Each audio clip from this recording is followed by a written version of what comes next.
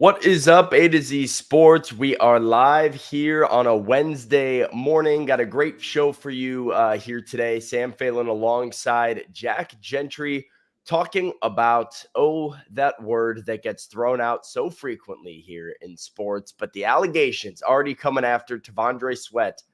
Bust label being thrown at the Titans rookie defensive tackle. We're going to get into it, talk about our level of concern for T'Vondre Sweat, and then go to his interior defensive line teammate, Jeffery Simmons, and the new rankings from ESPN and the NFL executives and coaches, where Jeff ranks among NFL defensive tackles, and do we have a problem with his ranking?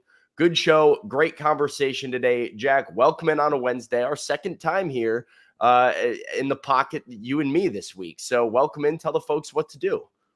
Absolutely right. Happy to be here. Happy hump day to everybody. While you guys are trickling in, because there's just about 100 of you in here right now, I'm sure more will file in as I get through this read here. But we want you to like the show. Don't forget to drop a like button on the Facebook show, on the YouTube show. If you're watching on Twitch, help us out over there as well. It helps us grow the show. It helps us reach new audience members, and that's good for the show. That's good for the comment section. It's good for everybody. So don't forget to like the show on the way in. It helps us out a bunch. If you're watching on Facebook, please share the show. Sharing is caring. I encourage you all to share it into at least one of your Titans Facebook groups. I know all of y'all are in there. I see all of y'all in there. I'm in about 12, 13 groups myself. So if y'all could just share it into one, that would be huge. It takes 3 seconds. And liking the show, it helps us reach new audience members and take a bigger temperature of the Titans fan base. Sample sizes, everything in this game. And it would help us out if y'all shared the show on Facebook. If you're watching on YouTube, please tap the bell icon near the top of your screen and turn your notifications on so you get an update every time A to Z Sports posts any content to the YouTube channel. With training camp less than 2 weeks away, SEC Media Days less than a week away, there's going to be a ton of stuff coming up here over the next couple of weeks. So don't miss out on anything. Turn those notifications on if you're watching on YouTube by tapping that bell icon. Finally, if you're watching on Twitch, text that Twitch link around to your Titans text groups. Anybody that you've been talking Titans with this offseason should be interested in our conversation today. T'Vondre Sweat, second-round draft pick. We're going to talk about some concerns with him. Me and Sam might go at it a little bit. It's going to be entertaining today. So if you know somebody that maybe kind of 50% at work right now, getting ready for work, you want to wake up, you want a shot of coffee without taking coffee, text the Twitch link around, and we'll get you fired up this morning talking Titans. But Sam, with all that being said, it's time to get the show on the road. All right, let's do it officially. Welcome into A to Z Sports, powered as always by the BetMGM app. I am Sam Phelan. He's Jack Gentry, and this is A to Z Sports, Nashville's on-demand sports talk network, going live on weekday mornings at 8 Central Time on Facebook, YouTube, and Twitch. Links to the show tweeted segment by segment on the Twitter X timeline, and you can check out TikTok, Instagram, Threads for more great Titans content on social media as well. Got to thank our sponsors this morning because they make it happen for us while we help out all of you. They are Wilson County Hyundai. Make Wilson County Hyundai a part of your new car buying process at Lebanon or at wilsoncountyhyundai.com.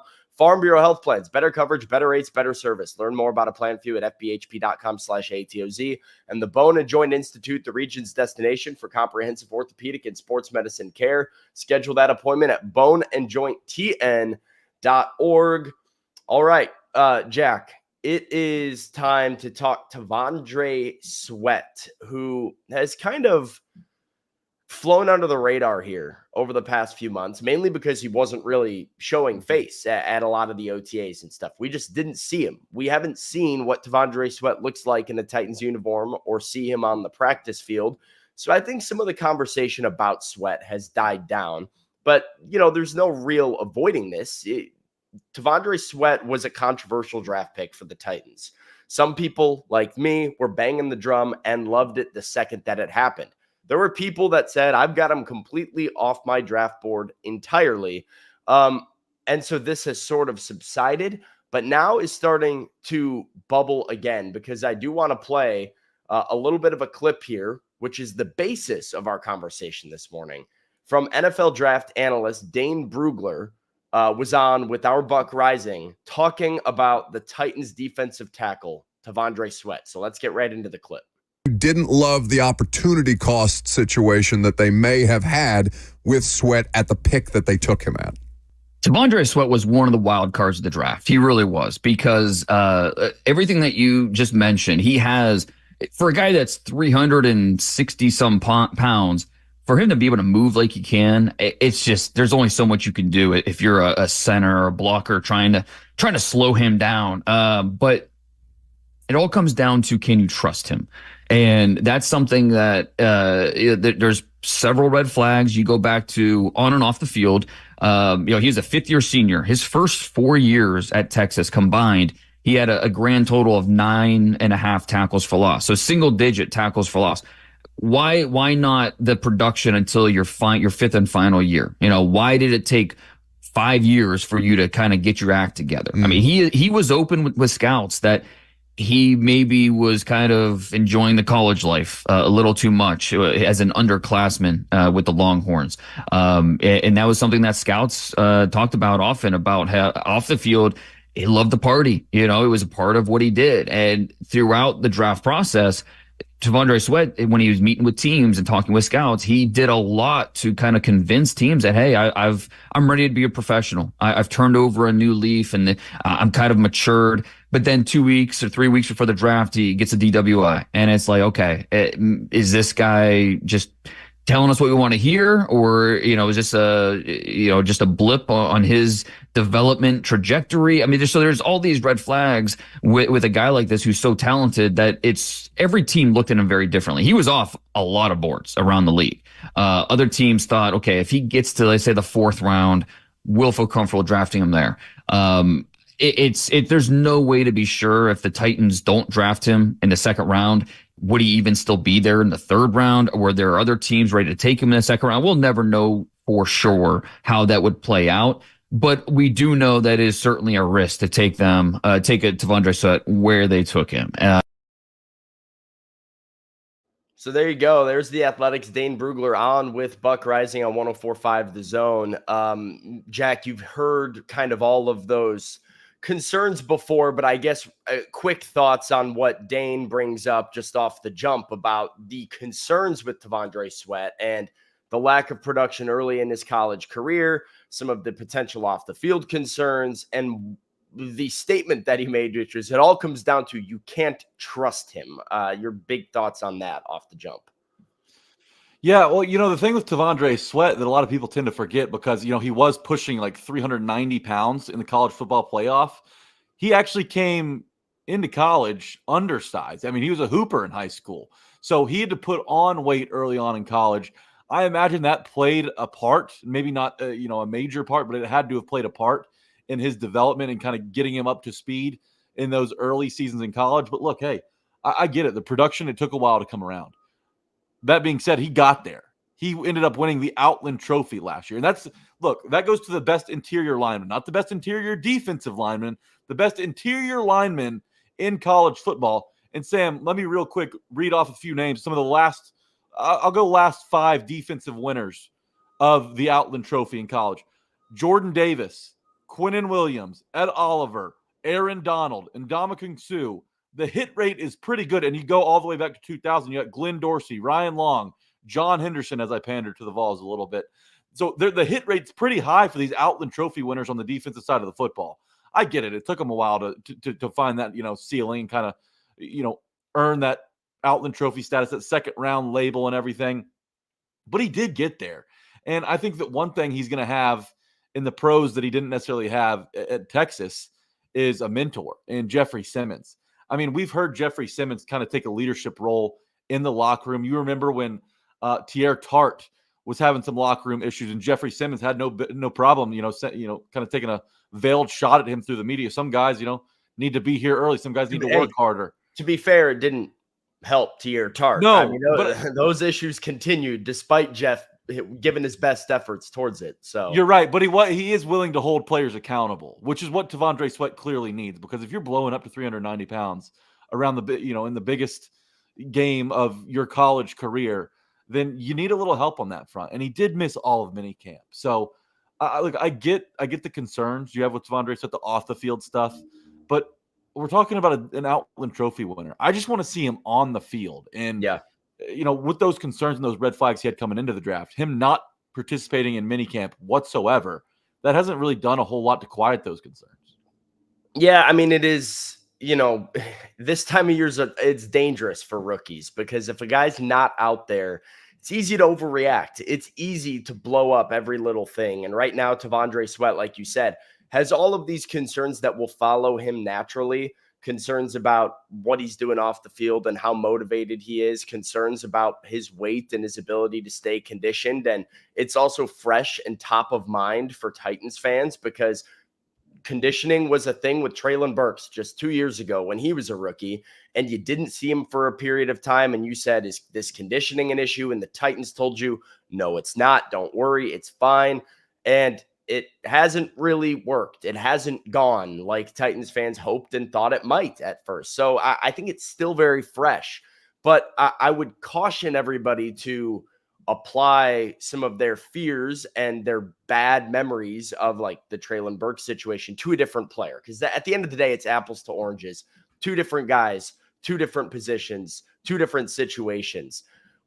What I want to get into for our question here is because our Buck Rising, after having this discussion with Dane Brugler, hosted a show here on A to Z Sports in which he used the headline that T'Vondre Sweat has all the makings of a Titans draft bust, talking about some of these concerns. I think some of those buzzwords, draft bust, have been thrown out about T'Vondre Sweat a lot. I mean, it's not just a Buck thing. It's a Titans fan thing. It's a, national media thing. And I don't know if it's too early to label that, if it's not too early. I mean, T'Vondre Sweat has more red flags surrounding him than most draft prospects do, sometimes in their entire NFL career. Sometimes guys don't get arrested and have weight concerns and have inconsistencies in their production. And you don't bring those things up at all. And you've got all of that before he's played a snap in the NFL. So, Jack, the chat, the first question I want to ask everybody today, fair or foul to say that T'Vondre Sweat has the makings of a draft bust? T'Vondre Sweat has the makings of a Titans draft bust. Is that statement fair or foul? Interested in seeing where people go. And while they answer it, I'm going to tell you all about the Bone and Joint Institute because, hey, if we need guys to stay on the field and make sure they're not a draft bust, we need to send them over to the Bone and Joint Institute. Whenever you get hurt in life, they're who you can trust, and you never want to fumble on your recovery. So head out to Franklin, go visit their state-of-the-art rehab facility right off the highway for a one-stop shop to assist you in your recovery. It's all there. Rehab, imaging, surgery, testing, the clinic. One stop in Franklin, easy to get to, and you don't have to drive all over Middle Tennessee for your different appointments. So for good, reliable care and the best doctors in the business, visit our friends over at the Bone and Joint Institute and schedule your appointment with them at boneandjointtn.org. BetMGM.com. New users sign up on BetMGM. Download that app on your phone and use our bonus code A to Z Sports, and you'll get up to $1,500 back in bonus bets if your first bet misses. I know we're in kind of the dog days of the sports season right now, but there's still a lot going on. Copa America, Euro final coming up. We've got NBA Summer League, the MLB still going on. Obviously, you can get to some of those NFL player props, season-long player props, win totals, division bets. A lot of stuff available. And BetMGM lines it all up to where it's easy to navigate for new users. So if you're thinking about getting into the game, download the BetMGM app, use our bonus code A to Z Sports, and get up to $1,500 back in bonus bets if you miss your first bet. Jack, I would argue here that you can make the argument that this is the best time of year to get into sports betting, because what I tell people all the time when it comes to sports betting is, look, it gives you skin in the game. It makes you care about something that you might not care about otherwise. And, you might be able to sit down and watch a Monday Night Football game with your fantasy team up, and you can get into it regardless. But you need a little sports in your life. You want to feel that high of chasing the big game. BetMGM, that'll help you do it. Yeah. And it doesn't matter if you're watching, Reds Pirates on a Wednesday afternoon or whatever. Like, hey, go check it out there. It's a good time to do it. All right, Jack, send you back to the chat here. We asked the question, is it fair or foul, knowing the concerns, to say that T'Vondre Sweat has the makings of a Titans draft bust before he's played his first NFL snap? Yeah, let's go ahead and get into it. Darren Lee on YouTube is going to start us off by saying fair. Stephen King and Jay agree with him. So does Mario. We've got American Toff checking in with fair. Foul from IR Hoshi. Eddie, my guy Eddie says fair. Titans Kyle, Lou Man say foul. But hello, ladies. Walker Marcus, Jonathan, all say fair. So does JM. We've got foul from Alex, foul from Jeff. We've got fair from Sports Fan and Ed. JR says it's foul. Denise says it's too early, foul. Eric and Mike agree with him. Agree with her. Jeff Rubel says fair. He has started on that trajectory. Fair from Titans Kyle, fair from Clayton, fair from Cameron, foul from Tighten Up. We've got another foul, a couple more fouls. We've got Paul with a fair. Jeff agrees fair. More fairs than foul. Andre and Noah both on fair. So is Caleb. Lucas is on foul. Okay. So I'm not. Obviously, it's too early to call anyone a bust, right? It's too early to call any single player that was drafted a couple months ago a bust. Saying he is the making of a bust is not saying he is a bust, and there is a difference there. Right. However, it's totally fair to say that T'Vondre Sweat has the makings of a bust. You mentioned it. He's not the first player to come into the league with weight issues or maybe an arrest here, but he's got both of them. And, one red flag's okay, but with the Titans where they are right now, they're kind of trying to set a culture, trying to set a winning culture. You want to have as many guys in your locker room with, a good head on their shoulders, right? And you're hearing some of these concerns. I don't put a whole lot of stock into the whole partying thing, to be quite honest with you, because if you're 21 and you're the king, you're the big man on campus at a school like Texas, you're going to probably get out a little bit, okay? Malik Neighbors is a bust then, because I've seen videos of him partying around New York, and yet, hey, maybe he just is a guy who parties and is a really, really good wide receiver. Yeah, there's a chance. I went to school at Ole Miss, and when they were really good at football, a lot of those players were out quite a bit. So I don't put a whole lot of stock into it. Anybody who went to a big school with a good football team has probably had the same experience. But so I'm not super worried about the party lifestyle. I'm just worried about the weight issues more so than anything else. Can the Titans get that in check? And was that what they were doing in minicamp, or was something else going on? Because the Titans kind of like, not exactly like the Traylon Burke situation, but they've been pretty quiet on the T'Vondre Sweat front. They haven't really come out and said, hey, we're holding him back for this reason. And because of that, it makes me a little nervous. And if they had been transparent like they've been all offseason, right? Ever since Callahan got here, the Titans have been nothing if not transparent. Yeah, but I do want to say to that point, right, with the Titans being a little not transparent or not coming like out front with what they're doing, I don't have any worry that this is something that the Titans were surprised by. And I think you can take comfort in that, and Titans fans should take comfort in that. Like, what we learned about the Titans draft process, specifically with T'Vondre Sweat, is that they were very, very, very thorough, to the point of Ran Carthon going out to Texas and spending a weekend with T'Vondre's family to get to know his roots and like where he came from. Like, they did their research on this guy. And I think they had a pretty clear understanding of who he was as a person and where he was at physically going into the draft. So I don't think T'Vondre Sweat showed up to camp a week after the draft and the Titans said, oh, you're fat and out of shape. We got to hold you out of minicamp and make sure we get this weight down. Like, wherever T'Vondre Sweat was, I think the Titans knew that's where he was at, and they had a plan, and they still felt comfortable taking him where they did. So I would at least take comfort in that, in knowing that, this was not a huge shock to them. And so maybe they were working on a specific conditioning plan with him. Maybe there was some sort of an injury thing, but I don't think it blindsided them at all. And it didn't affect their opinion of him when they decided to pull the trigger in the second round. Yeah. And one thing, MB here, I'll pull up his comment. He says there isn't enough information to say that he has the makings of a bust. Well, the Titans did kind of interview this guy the day after he got a DWI. And, I understand that arrests in the NFL are semi-popular, but I feel like I trust Ran Carthon more on player evaluations, because it's not like the Titans took T'Vondre Sweat without knowing any of this stuff was going on, right? So if they were convinced, and T'Vondre Sweat, every time he's taken the podium, Sam, you know this better than I. You've been in front of him, but T'Vondre Sweat, he's a very charismatic guy. He's the best. He's very charismatic, man. Very personable. He's a great interview. But I wonder if some of that, like if he just charmed the Titans and the Titans were like, oh man, I'm falling in love with T'Vondre Sweat. The red flags are not red flags anymore. This guy's convinced me. I'm not saying he manipulated the Titans, but maybe his personality won them over.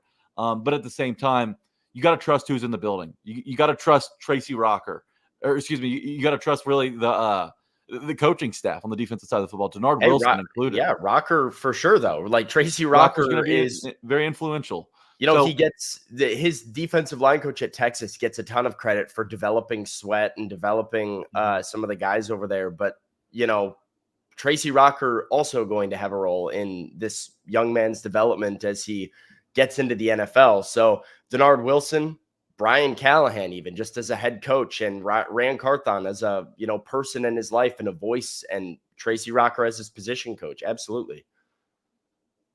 The last thing I'll say is, in the NFL, a lot of coaches and GMs and franchises, their undoing can come from being the I can fix him guy, right? You see a guy with problems with a really high ceiling. Oh, I can fix him. I can get the most out of him. I hope that the Titans didn't fall into this trap, because T'Vondre Sweat's ceiling is very high.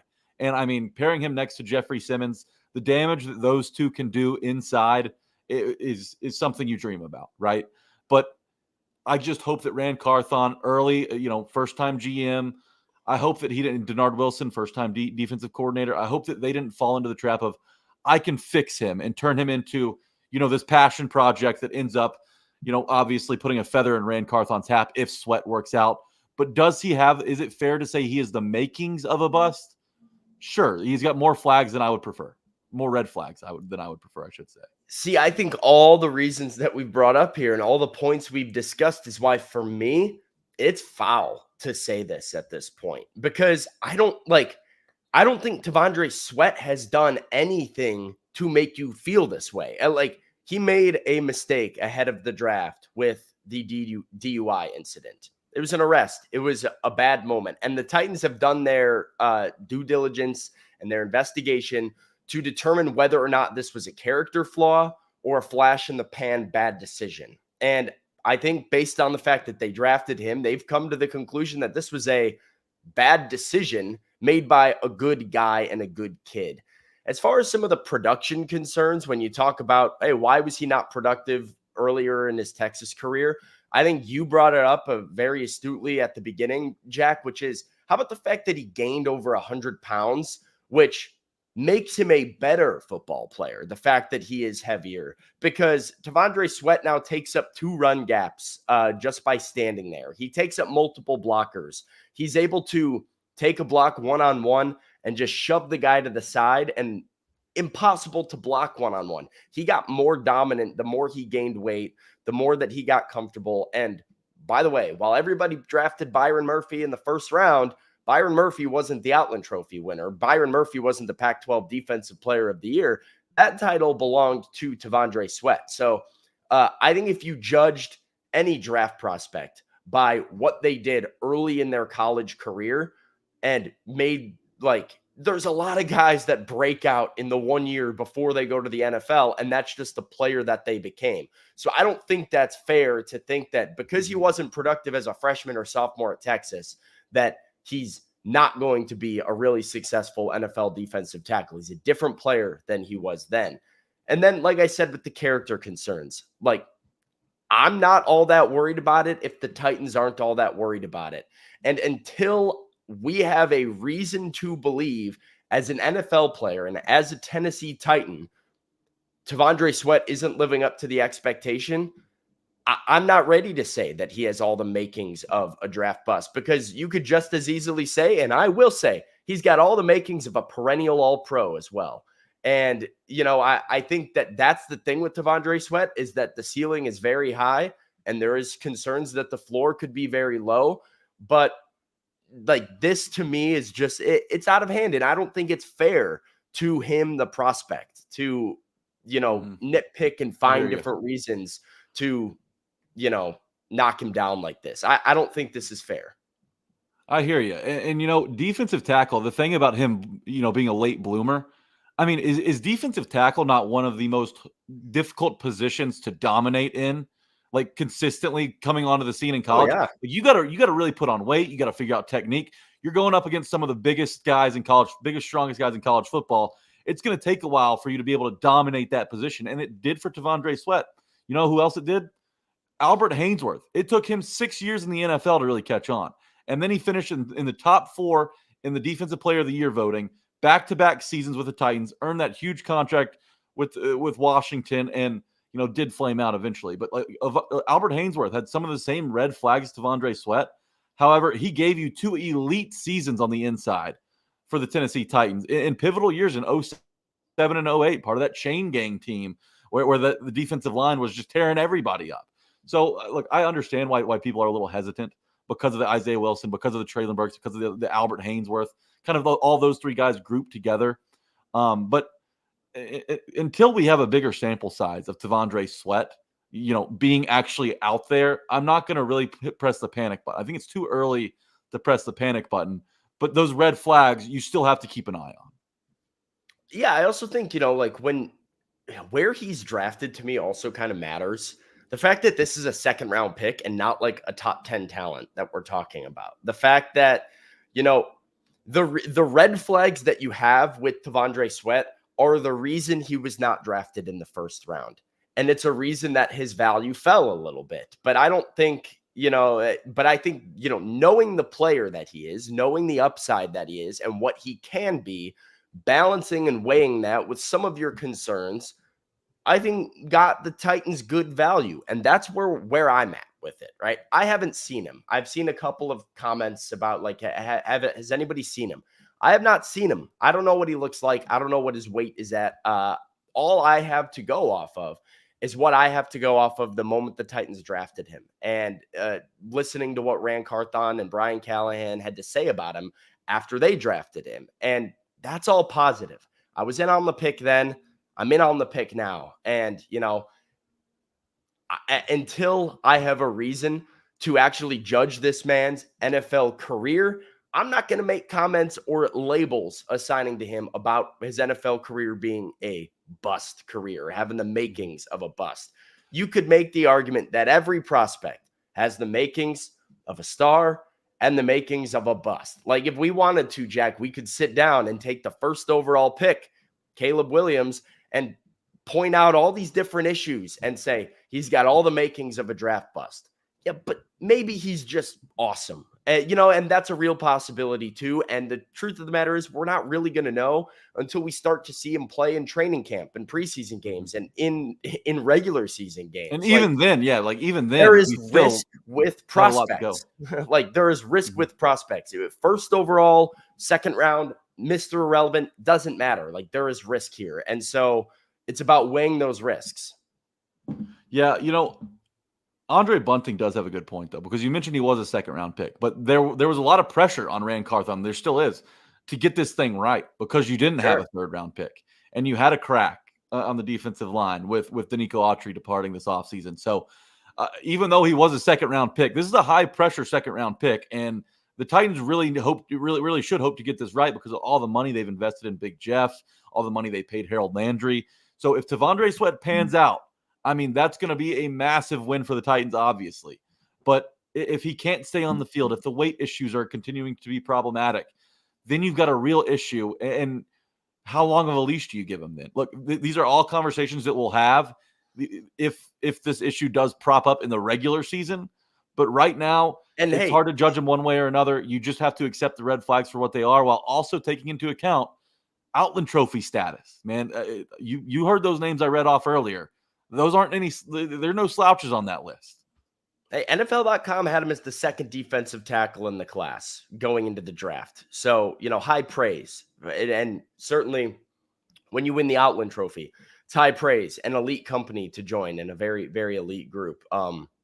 So yeah, I've seen T'Vondre Sweat in person. I've seen him at the Senior Bowl.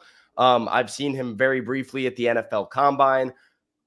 I know how shockingly impressive this dude is just standing next to him. I saw a quote from one of his college coaches that is, he makes big people look small, which is one of the truest things I've ever heard about a player before. And I've seen how dominant he can look. So, we'll see how he looks in training camp. And hopefully he's out there in training camp. And if this becomes a thing where we're 2-3 weeks into training camp and we haven't seen Big Sweat yet, hey, start hovering the panic button a little bit. Get your fingers ready, and I'll be right there with you. But a lot of people don't go to OTAs. A lot of people don't do much during rookie mini camp. Let's pump the brakes just a little bit. And that's the thing. Like he's got to help us. He's got to do something to quiet these concerns. If he shows up in good shape day one of training camp, and I think again, a lot of people, local media, just saying like have not been and seen him up close and personal just yet. Some of the people that I know have, like I was down at the Senior Bowl, and my guy Teron Davenport was down there with me, and we both went down on the field and watched Sweat up close, and then went back, and we were both like, yup, that kid can be very, very good. And I think that, you might start to see that spread on your radio shows, on your like articles, on your podcast. If he shows up to training camp in shape and is the T'Vondre Sweat that I saw in Mobile, people are going to change their tune very quickly and say, I didn't realize just how special this That's the thing. Be. So we just got to see it. We want to see it. We had him not being out there in minicamp. Like, I get it. It's a hard time of year when you haven't seen it, and there's a lot. Some doubt, right? Yeah. All right, let's go ahead and move on here, and we're going to move on to T'Vondre Sweat's teammate and that mentor that you brought up, Jack, and the guy who I think stands to gain the most if T'Vondre Sweat is awesome, and that is Jeffery Simmons, who has been, one of the most dominant interior defensive linemen in the sport for quite a bit now, the last few years. And so often is the guy that is commanding all of this attention that sets his teammates up to have big years, collect sacks, and get all the big numbers. Well, if T'Vondre Sweat is in Nashville, it frees up Big Jeff to potentially be the guy that's single covered and can go ahead and get home to the quarterback. There was a list put out, a rankings list put out by ESPN, but it was off of a survey that ESPN did with NFL coaches, executives, and scouts, people around the league who know these players inside out. And they do this every year where they rank the top 10 players at every position in the league. At every position, they say, who are the top 10 players? Scouts, executive coaches, give analysis. ESPN takes all the data. They release the list. It is a prestigious thing. I think it's high praise when people in the league recognize you as one of the best in the game at your position. And Jeffery Simmons last year was the number 3 rated defensive tackle. Aaron Donald was ranked ahead of him. He just retired. And this year, Jeffery Simmons dropped a spot, goes down to the number 4 position. And so Chris Jones goes up to number 1. Last year's ranking, he was at number 2. And then you see Quinnen Williams and Dexter Lawrence II both go ahead and jump Big Jeff. So here's some of the analysis of what was written by ESPN.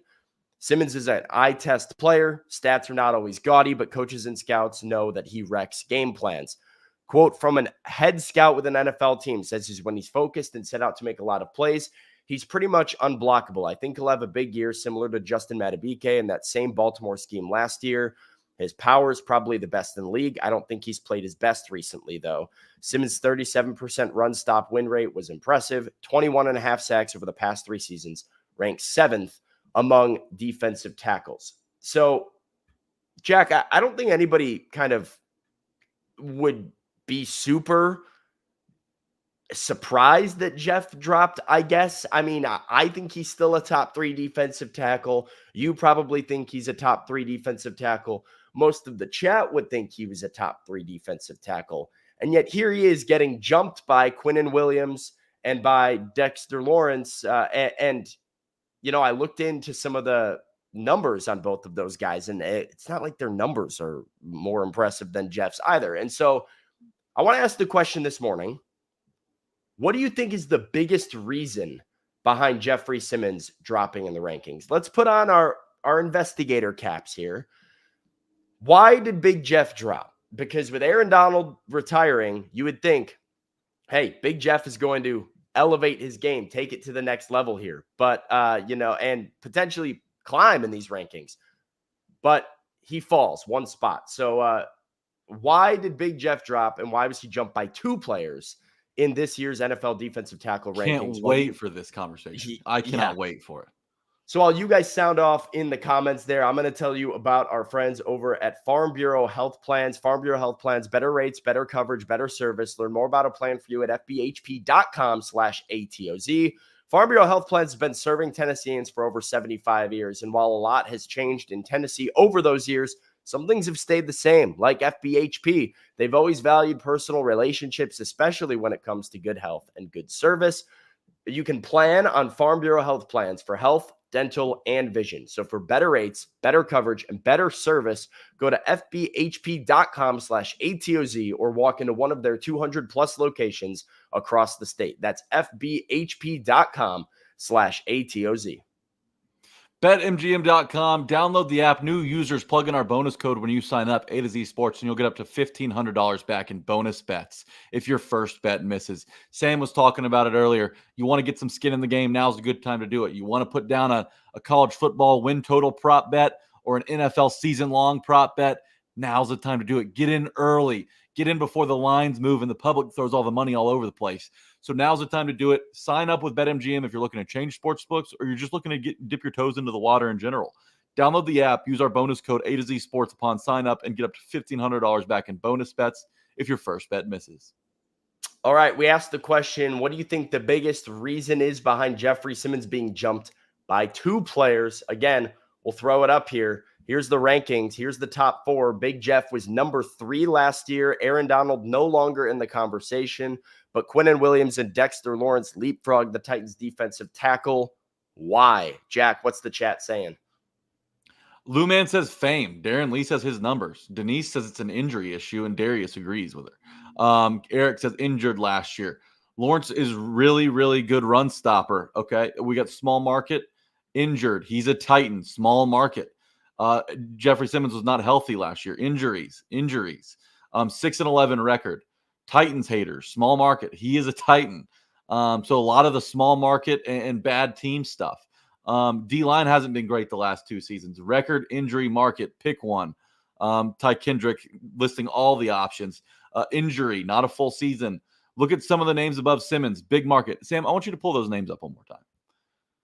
And this is exactly where I'm going to go. Chris Jones, Kansas City Chiefs, back-to-back Super Bowl champions.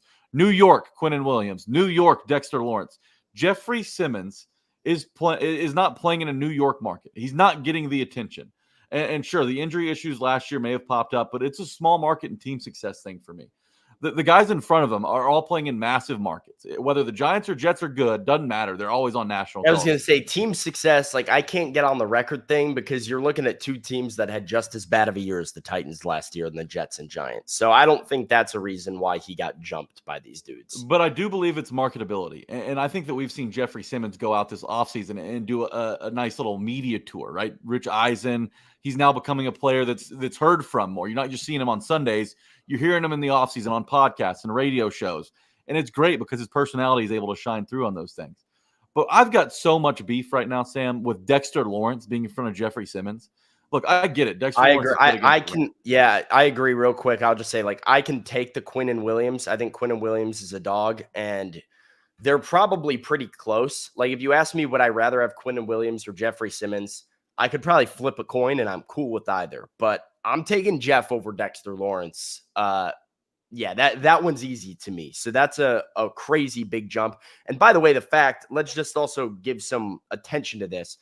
The fact that somebody did not rank Jeffery Simmons in the top 10 defensive linemen, defensive tackles in the NFL, that's what that lowest ranking unranked means, which is that one of these executive scouts, coaches, did not have Jeffery Simmons in their top 10. I need his contact information and need him without a job in the league because you don't know what you're talking about. And I feel bad for whatever organization employs you. Let's there we go. All right, let's break this thing down though between Lawrence and Simmons. The last 3 seasons, each of these guys have 2 Pro Bowls, right? Jeffery Simmons has 31 TFLs. Dexter Lawrence has just 19. Okay. Also, sack numbers, because sacks are big. They're the sexy number that everybody's looking for. If you're not sacking anybody, you're not getting attention. Okay, Jeffery Simmons, he's got 21.5 sacks in the last 3 seasons. Dexter Lawrence, 14.5. I mean, these numbers aren't even close, Sam. So why is Jeffery Simmons behind Dexter Lawrence? The only possible answer that I have is market, because there's nothing else that tells me that Dexter Lawrence should be ranked above Jeffery Simmons. If Jeffery Simmons, if the Titans were 10-7 last year, or just even relevant and playing on national television, Jeffery Simmons, everyone would know, and people would actually be up in arms over these rankings, that Jeffery Simmons isn't a top 3 defensive tackle in the NFL. And you could really make a case that he's top 2, right? Chris Jones probably has the 1 spot on lock. Jeffery Simmons doesn't have a whole lot of help around him on the Titans defensive line right now. Harold Landry coming off an injury last year didn't help. Danico Autry had a big year, but I think Danico Autry's, having a career year this late in his season, I think a lot of that was because Jeffery Simmons is a game wrecker, and people have to account for him and double team him. So, and Sean Gillett says recency bias. Even recency bias isn't on Dexter Lawrence's side. Jeffery Simmons has no business being ranked behind Dexter Lawrence on any damn list. So this list is absolutely fraudulent. It's rage bait, and it's clearly working on me because I'm about to throw my computer across the room looking at this list. Here's what was written regarding Dexter Lawrence and his ranking. There's 2 elite tackles in the North Jersey area, with Lawrence racking up 12 sacks and 49 quarterback hits over the past 2 seasons while dominating the run game. Lawrence, who earned a 4-year, $87.5 million extension last season, ranked second amongst defensive tackles with an 18.6% pass rush win rate. A quote from an AFC scout says, "He's just an awesome football player, a unique combo of power balance and lower body flexibility. And you combine that with his football acumen, and you have a premier player." So I think it does have to do with that pass rush win rate. It has to do with how dominant of like a natural run stopper he is. I guess that's the justification. You don't have to agree with it. I don't necessarily agree with it. Jack clearly doesn't agree with it, but that's the reasoning, I guess, that some of these scouts have of ranking Dexter Lawrence. I guess, the bright side, I guess all of these guys, all 4 of these guys were ranked in the top 2 by at least somebody. There is a somebody good out there is smart about all 4 of these dudes. So yeah, there is somebody out there with gives me a little faith in humanity. Okay, so everybody who said injury too. Let's talk about the injury side of this equation. That's kind of where I'm going to go because I think injury, not just missing games, because Jeff missed a handful of games last year, but I think Jeff did not have a very great season last year for Jeffery Simmons, right? It was a great season for any other NFL player, but it wasn't fully what he was capable of because he wasn't playing at 100%. Like he was battling through some real stuff because the Titans just needed him out there. And I think when you look at that idea of recency bias, you look at how Dexter Lawrence is kind of trending this way. He's kind of having the best years of his career and is trending upwards, while Jeff hit the pinnacle of his career and is now like slightly below because of some injury. It gives people this reasoning and this like justification to be like, well, I'm going to throw this guy over this guy. Yeah, like we see this all the time on a more, crazy liberal scale with quarterbacks because people love to say a guy's elite or terrible one week or another. But like, look at a quarterback after he has a really good season and everybody's saying he's top 3. Look at a quarterback after he has an okay season and everybody's quick to jump off the train and say that he's not good. And I can't believe we sat here on a show, Jack, and I had people coming after me saying, if Will Levis is Josh Allen, they need to move on. That made me like choke on my coffee here that I'm sipping in this morning because that's just crazy talk. But people like to look at Josh Allen having a bit of a rough year for the Bills compared to what he had done the first years prior to that and said, I'm out. This guy's bad. And I think some of that is going on here. Like Simmons didn't have a ton of help all the time. He was banged up. It wasn't the best year of his career. Lawrence is going, in the right way. And so that's where we're at. So the injury thing, look, I get it. Dexter Lawrence played 16 games last year. Jeffery Simmons only played in 12 games. But wait, Sam, Jeffery Simmons still outproduced Dexter Lawrence playing 4 less games last year. He had 10 TFLs to Lawrence's 7, and he had 1 more sack than Dexter Lawrence did last year, playing in 4 less games. So even the injury thing doesn't make sense because in a smaller sample size, Simmons still put up better numbers. To me, it's not about like the injury and the fact that he wasn't on the field. It's about like there was an eye test last year, and like again, not knocking Jeffery Simmons at all, but there was an eye test, and there were some games that I looked and said, Jeff did not do a thing today. Jeff was irrelevant today. And you just can't have games like that when you are Jeffery Simmons. But it was because he's battling through injury and because there wasn't a ton of help. And so, like, the sledding got a little rough for him at times. Yeah, he got his numbers, but, like, I don't think there was ever games that you watched the New York Giants defense and thought Dexter Lawrence was not around or relevant. And again, I want to make it clear, I would take Jeffery Simmons over Dexter Lawrence in a heartbeat. I think him being ranked below it is silly, but I can see where the line of thinking goes when you're not super in the weeds, and this is where some of the market comes into play. So let's throw the market in there as well. People don't watch Titans football all that much. People don't really get into the weeds to watch Titans football on a national scale. And the only reason that I would say it's not a market thing is because this is the coaches, execs, and people like that, and scouts who are doing this. It's not media members who are making analysis. These are the people who get paid to watch the tape. But I think if you watch Jeffery Simmons play at less than 100% and used your judgment based off of that versus how good Dexter Lawrence was to the end of last year, that's where this justification would come from.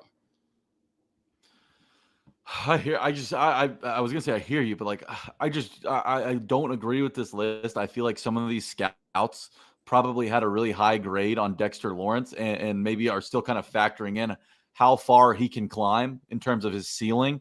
Sure. But he's had long enough in the NFL to prove it. He's played 5 seasons in the NFL, and he hasn't had one season that's really lined up with Jeffery Simmons. Even in his last 3, pick any of the last 3 seasons, Jeffery Simmons still outperformed him. Even in a 12-game campaign, Jeffery Simmons had better stats than Dexter Lawrence has ever put together.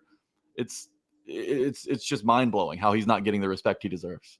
I think for me, so let me just kind of put a bow on my reasoning for this, because Xavier says, Sam, but as an analyst, it shouldn't matter about the market. I agree, but let's remind you, these are not analysts that made this ranking. These are the scouts, GMs, and coaches in the NFL that ranked Jeffery Simmons below Dexter Lawrence.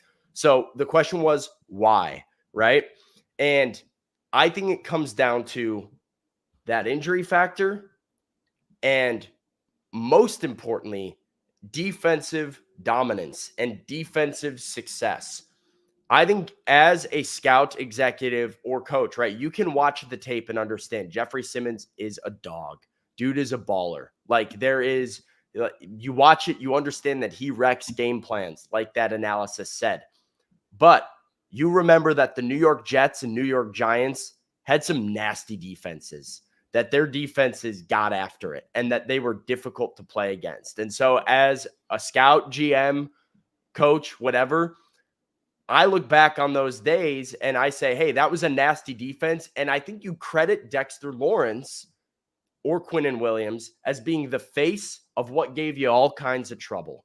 And that can have some sort of effect on your psyche when you reflect on these players in a way that you can watch Jeffery Simmons and objectively say, this guy's a beast, this guy's a monster, and then remember, oh, but our quarterback threw for 365 against them because Christian Fulton had his back turned and was burnt toast the whole game.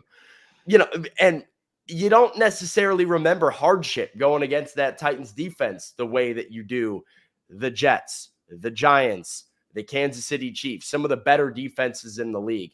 So I think it just kind of affects your perception of, like, good player on dominant defensive unit is always going to get elevated more than good player on mediocre to bad defensive unit. Even if this good player is better than this good player, I mean, it swings it. And this goes across the board. Look at defensive player of the year awards and, like, the guys that win that. It's very rare to find a defensive player of the year that plays for a non-dominant defense. That's kind of just how it goes. And, you know, that would be, to me, the ultimate reason is the fact that nobody really cared about the Titans defense last year. Whereas 2-3 years ago, when Big Jeff was getting ranked the second highest or third highest best defensive tackle in the sport, you were kind of like, oh yeah, the Titans, I don't want to see that defense at all. Like that, they gave us problems. Some of the best run defenses in this century, by the way, Jeffery Simmons has been an anchor of. Yeah. And, you know, this season, I think a big difference is going to be, obviously, Denard Wilson comes in. Justin Matabiki put up 13.5 sacks last year, had a big season. But I think that what's going to help Simmons the most is last year his numbers were kind of watered down, as well as everybody across the defensive line, because the secondary could not hold up. Right. I mean, receivers were coming open. Not getting home as much because there's exactly like receivers were coming open way too early. Quarterbacks were getting the ball out of their hands early. The defensive line didn't have time to get back there. This season's going to be different, especially with the way Snead and Awuzie play on the outside. They're going to jam you. They're going to press you at the line of scrimmage. That's going to give Jeffery Simmons an extra step to get to that quarterback. And one step might be all Jeffery Simmons needs to get to his first 10-sack season in his NFL career. I don't hate that. I mean, I've got a couple bold predictions that I've been kind of like brewing for a little bit now about this Titans defense and guys that I think could have a big year. I do think what we see in 2024 is going to be so much different from what we saw last year, just in the style and the attitude. And I love the analysis here about Jeff that says he could have a really big year, just like Justin Madubuike in that same Baltimore scheme last year. Because, hey, I know Denard Wilson didn't really have much to do with the defensive line, but Denard Wilson's defensive philosophy that he's bringing with him to Tennessee is very much mirroring what Baltimore does, which is get super physical, get super aggressive, get downhill. We've heard about what he wants to do with some of these linebackers and guys like Kenneth Murray and why they signed Kenneth Murray. It's because he's an athlete and he's big. And Kenneth Murray can maybe not cover anybody, maybe not even stop the run and fill the right run gap, but he can rush the passer as a middle linebacker. Like he's a big, explosive, fast dude. And so these are just more guys that offensive lines are going to have to try and block and account for. They're all coming at you, punching you in the mouth. Well, guess what? That frees up Jeffery Simmons to make a lot of plays and have himself a really big year. All right, let's go ahead. Let's get to trivia. I'm excited. Let's do it, Jack. I don't know if we've done this. When was the last time we did this together? I don't know that we've ever gone Batman and Robin on trivia. Yeah, we'll see how this goes here. But trivia and our end of show segments are powered and presented by Wilson County Hyundai. Make Wilson County Hyundai a part of your new car buying process at Lebanon, in Lebanon, or at wilsoncountyhyundai.com. Forget those downtown Nashville prices. It's a car buying process in Lebanon or at wilsoncountyhyundai.com. Jack, are you ready to roll? Let's do this thing. Let's go. Bang, baby. Oh. How do we get coming? Don't you worry. Nope, that's not right. Uh-oh. There it is. Here we go. All right, where are we starting today? We're going to this is a speed run, correct? All right, so I'll be watching the chat here. We're going to start with NFL, doing a speed run. Chat, I need the first two comments that drop a category will be the second and third categories, and then I'll just pick the rest. So we're going to start with NFL. All right. Do we have our second and third categories lined up? And I also agree with Eric here. We need to just like have a music, like a little generic background music, no copyright, that we play like Jeopardy kind of vibes during this. All right. I have the two categories. Let's start with NFL. Speed run it. Let's go. Here we go. Second-year QB Tavares Jackson went 8-4 as a starter for this NFC team in 2007, but lost the job the following year. I believe Minnesota. Minnesota, Minnesota, guaranteed. Bears fan. I remember that year. Minnesota. Bang, yep. Great he job. Lost the job the next year. Where are we going? Quick. We are going to music from Denise here. After rising to fame on the British version of X Factor, this English singer released the 2016 hit song "Say You Won't Let Go." Is this James Arthur? Is that his name? Could be. I'm unsure of this. Say you won't let go. Do you feel good about this? Like 80. Yeah, there's like James Arthur, James Bay, and like I get them all. It's not James Bay, right? James Arthur, I think, is who it is. Say You Won't Let Go. Got it. All right. Bang. Wow. Okay, we're cooking. Where? All right. We have chain restaurants as our third category from the chat.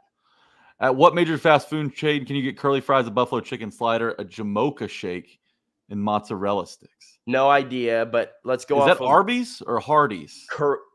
Curly fries is Arby's, I think.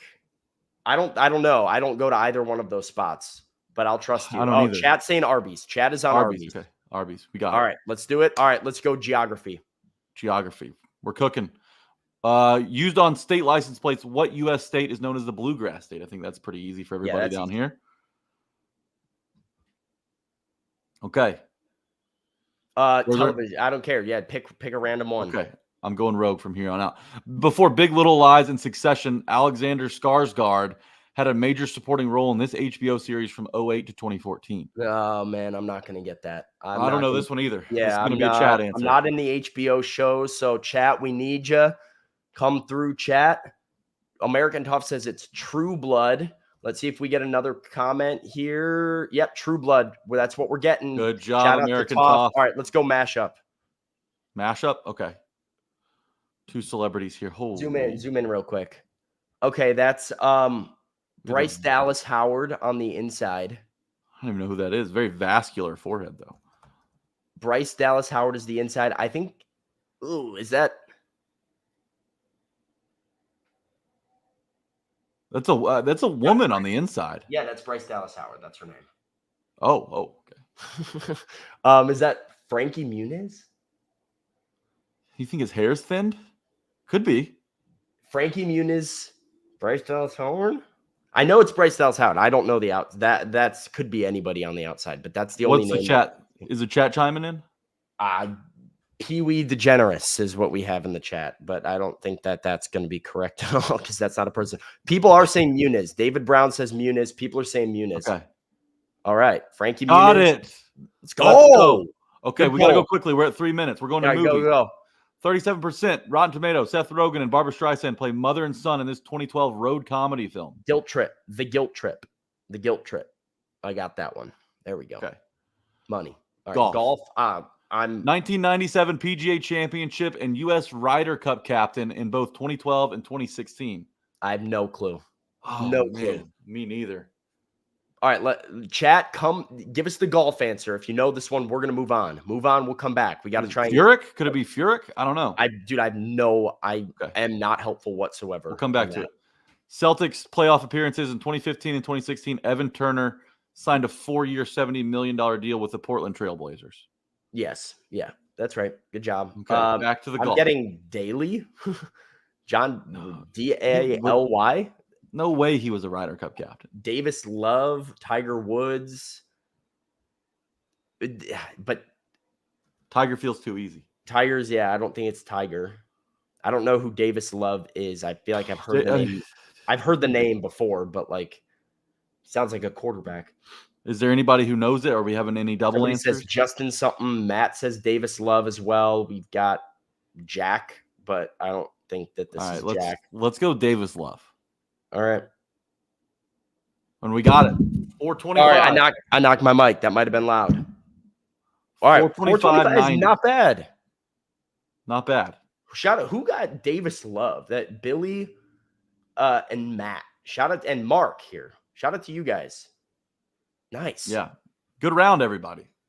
Very good round. I did not have Davis Love in the bag, but that was a hard one, I felt like. I know. It really was. The Guilt Trip was big. I thought I'd seen every Seth Rogen movie ever, but I haven't seen that one. You gotta get Barbara Streisand, man. Get on that. Is my record with Austin from a few weeks ago still standing here? What was y'all's time? I believe it was in the 3s, right? It was in the 3s. I will say, though, that round that Austin and I got in the 3s with the help of the chat was a much, much easier round than the one that we just went through. 425 on Bryce Dallas Howard, the Guilt Trip, and a golf question. That's what I'm saying. The mashup we did really well on for how difficult it appeared. Yeah, and chat was clutch with the Frankie Muniz pull and everything. Mm-hmm. That was Love was big. Yeah, it was not easy right there. True Blood, also very big. American Tough. Yeah, there we go. Right, something to build on. Yeah. All right, Jack. Good show this morning. We'll be back tomorrow morning, or you will be back with Austin Stanley tomorrow morning for another show. And yeah, keep it strapped in, guys. Training camp is around the corner. Keep it locked into A2ZSports.com and the A2Z Sports socials. We got more Titans content for you, debating all these offseason topics before we get into training camp. Got articles on the website. So, hey, we're almost through the dog days. Keep it locked in here on A2Z. And I don't know, is there any podcast that's out now or anything like that, Jack? The Tighten Up podcast is out now. All right, Tighten Up podcast out now. We'll see you guys later.